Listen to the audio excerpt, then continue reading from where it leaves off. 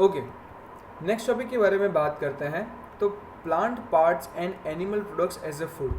तो plant part के बारे में बात करें, जो कि हमारा लास्ट टॉपिक का ही कंटिन्यूएशन पार्ट है कि प्लांट में से कौन से पार्ट्स हम लोग खाते हैं। ओके, उसके बारे में। तो plants are one such source of food which parts plant are one source of food which parts of the plant.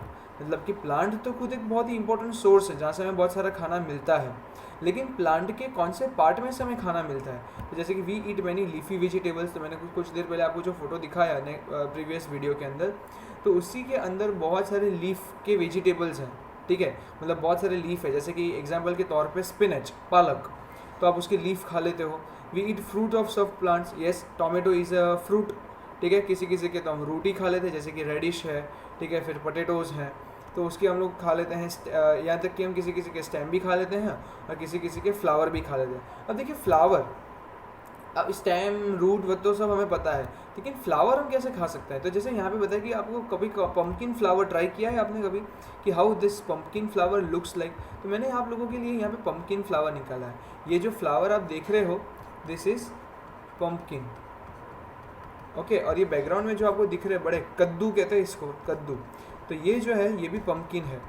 तो ये पम्पकिन फ्लावर है और पीछे वाले पम्पकिन है। ये पम्पकिन फ्लावर जो है वो बहुत सारे लोग खाते हैं उसे, पम्पकिन फ्लावर को, और इवन पम्पकिन को भी। तो पम्पकिन फ्लावर को कैसे खाया जाता है। पम्पकिन फ्लावर को एक्चुअली राइस के साथ मिक्सअप करके भी खाया जाता है, इसको तल के भी खाया जाता है। जैसे यहाँ पे आप देख सकते हो कि ये जो है उसको पम्पकिन फ्लावर को पूरा तल दिया है। ठीक है, it is deeply fried in oil. और ये जो आप देख रहे हो ये क्या है, राइस। तो राइस ये उड़ीसा की एक बहुत ही फेमस डिश है। ठीक है, उड़ीसा के अंदर, I don't know the spelling is right, may be शायद, तो उड़ीसा के अंदर, ठीक है, इस तरह का फूड कंज्यूम किया जाता है। तो this is really very nice कि हम लोग किसी किसी फ्लावर्स, किसी किसी प्लांट की फ्लावर्स को भी कंज्यूम करते हैं। ओके, आगे बढ़ते हैं एंड बात करते हैं। सम प्लांट्स हैव टू और मोर एडिबल ईटेबल पार्ट्स। एडिबल का मतलब क्या है, ईटेबल। एडिबल का दूसरा नाम है ईटेबल, मतलब जो चीज़ हम खा सकते हैं वैसा, तो उनको हम एडिबल कहते हैं। Seed of the mustard plants gives us oil and leaves are use as the vegetables. तो जैसे मान लीजिए कि मस्टर्ड प्लांट के बारे में बात करते हैं, तो मस्टर्ड का मतलब क्या है। आप लोगों ने कभी मस्टर्ड देखा है? Okay, let me show you the mustard. मस्टर्ड एग्जैक्टली कैसे होता है। और यहाँ पे banana plant also gives us food, think of more examples. तो यहाँ पे हमें दोनों के बारे में पढ़ना होगा, mustard and even the bananas also. पहले मैं आपको मस्टर्ड के बारे में बता दूँ। मस्टर्ड एग्जैक्टली क्या है। मस्टर्ड माने कि राई। ठीक है, राई। आप सबने ये ऐसे देखा होगा, आपके घर के अंदर भी ये होगा, जब भी मम्मी कुछ खाना पकाती है, ठीक है, तो उसके अंदर इसका यूज़ किया ही जाता है। तो ये जो है इसको हम कहते हैं मस्टर्ड। तो इस मस्टर्ड में से हमें ऑयल मिलता है। ठीक है, और ये स्पाइसेस के तौर पे भी यूज़ होता है। तो this is really very helpful to us.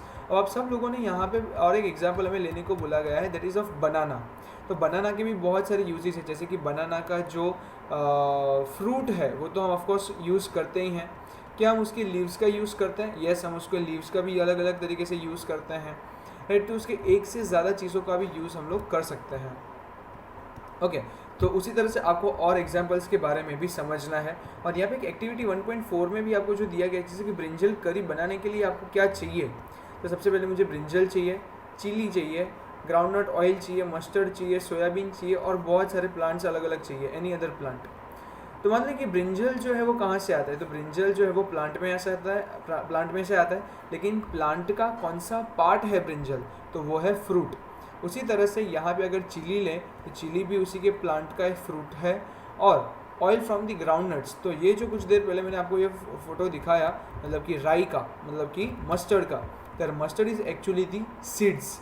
Okay, तो वो सीड में से भी हमें सीड्स जो हैं उसको भी हम लोग कंज्यूम करते हैं, because it is also a edible product. उसी तरह से आपको और एग्जाम्पल्स के बारे में भी सोचना है, और उसी के भी इंग्रेडिएंट्स और साथ में उसके जो पार्ट्स हैं वो भी आपको लिखने हैं। ओके, अब हम लोग आगे बढ़ते हैं एक्टिविटी 4 की तरफ। एक्टिविटी 4 में आपको बहुत बेसिक सी चीज़ दी गई है। From all the food items you have to list in table number 1.3, choose 2 items whose ingredients are obtained from the plants. Which part of the plant identifies at least the food items and the plant parts as shown in the figure number 1.4. तो यहाँ पे आपको कुछ नहीं करना है, यहाँ पे सिर्फ आपको जो ऑलरेडी फूड आइटम्स आपने देखी हुई है वो फूड आइटम्स कहाँ से आती है उसका सोर्स लिखिए, मतलब कि ऊपर टेबल में जैसे किया गया था वैसे ही, और साथ ही में आप उसके जो कौन से प्लांट के कौन से पार्ट्स कंज्यूम किए जा सकते हैं उसके बारे में भी आपको लिखना है। Now let's talk about the activity 5।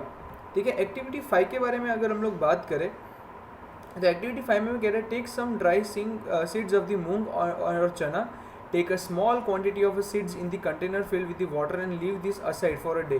Next day drain the water completely and have the seeds and the blah blah blah blah blah. Okay, तो यहाँ पे हमें क्या बता रहे हैं, मैं आपको इसे शॉर्ट में बताने का ट्राई करता हूँ, शॉर्ट में नहीं लेकिन डिटेल में और ज़्यादा प्रोडक्टिविटी से मैं आपको समझाने का ट्राई करूँगा। So what is happening over here कि मान लीजिए कि आपको सबसे पहले the first step that you have to follow is, आपको सबसे पहले कोई भी दाल लेनी है। ठीक है, दाल में आप मूंग भी ले सकते हो, आप चना भी ले सकते हो, whatever you want to take it, just take it. Okay, इसको लेने के बाद इसको आपको एक बीकर के अंदर, ठीक है, the second step is to that you have to dip it into the beaker, dip with water, मतलब कि पानी के अंदर उसको डुबा के रखिए विद इन अ बीकर। सो ठीक है, इसको आपको तकरीबन 1 डे तक वैसे के वैसे रखना है। तीसरे दिन आपको एक कपड़ा लेना है, ठीक है, और उसी कपड़े के अंदर आपको ये सारे के सारे जो इतने भी चने हैं, ठीक है, उसको बिल्कुल इस तरह से कहीं पे बांध के हैंग कर देना है। ओके, तो इसके अंदर हमारे सारे चने होंगे और उसके बाद में जो फोर्थ होगा, मतलब तकरीबन 1 दिन रखने के बाद वो जो मूंग का दाना होगा वो स्प्राउटेड हो जाएगा, मतलब कि उसके अंदर से एक इस तरह का पैर निकल आएगा। तो ये जो है इसको हम कहते हैं स्प्राउटेड सीड। सो वही चीज़ हमें यहाँ पे बोली गई है कि that how can we make a sprouted seed, हम कैसे ये स्प्राउटेड सीड बना पाएंगे। तो उसी के लिए मैंने यहाँ पे आप लोगों के लिए एक डायग्राम निकाल के रखा हुआ है। या ये सारे के सारे पल्सेस हैं और ये सारे पल्सेस के आप ये देख रहे होंगे कि उनके पास कुछ ऐसे लंबे से पैर निकले हुए हैं। तो मान लीजिए कि कोई भी पल्सेस में से पैर निकले हुए होते हैं तो उसको हम लोग क्या कहते हैं, स्प्राउटेड सीड्स। लेकिन इन सबको स्प्राउटेड करने का जो प्रोसेस मैंने अभी आपको समझाया कि सबसे पहले उसे पानी के अंदर डुबा के रखिए और फिर उसको 1 दिन पानी के अंदर डुबा के रखने के बाद कपड़े के अंदर उसको टाई करके हैंग कर दीजिए, तो वो अपने आप स्प्राउटेड हो ही जाएगा। ओके, नेक्स्ट अब हमें जो बात करनी है that is all about the animals. So yes, हाँ, यहाँ पे एक और चीज़ दी गई है दैट एक बार अगर आप सीड्स को स्प्राउट कर लेते हो तो आप उसके अंदर कुछ मसाले वसाले डाल के you can eat it as a snack. It is really very helpful, क्योंकि हमेशा याद रखना कि ये जो आप मूंग चना वो सब खा रहे हो वो पल्सेस हैं और पल्सेस में से बहुत ही ज़्यादा अमाउंट में आपको प्रोटीन मिलता है। तो ये चीज़ ज़रूरी है कि आप ज़्यादा पल्सेस कंज्यूम करो। अब और एक चीज़ जो हमें समझानी कि प्लांट में से हमें कैसे, मतलब कि प्लांट कैसे हमारा सोर्स ऑफ फूड हो सकता है, तो उसी के अंदर अब हम लोग टॉपिक के बारे में बात करते हैं हनी तो आप सब जानते ही होंगे। So how this Honey is helpful और किस तरह से हनी प्रोड्यूस होता है उसके बारे में अगर हम बात करें। So do you know where honey comes from और how it is produced? Have you seen the beehive or so many bees keeping buzzing about? Bee collects the nectar, sweet juices from the flowers and convert it into the honey and store it. Their hives, flowers and their nectars may be available only for the part of the year, so bee have to store this nectar for their use all through the year. When we find such beehives, we collect the food stored by the bees as the honey. तो मान लीजिए कि आपके पास एक flower है, बहुत खूबसूरत flower है आपके पास, बिल्कुल इस तरह का।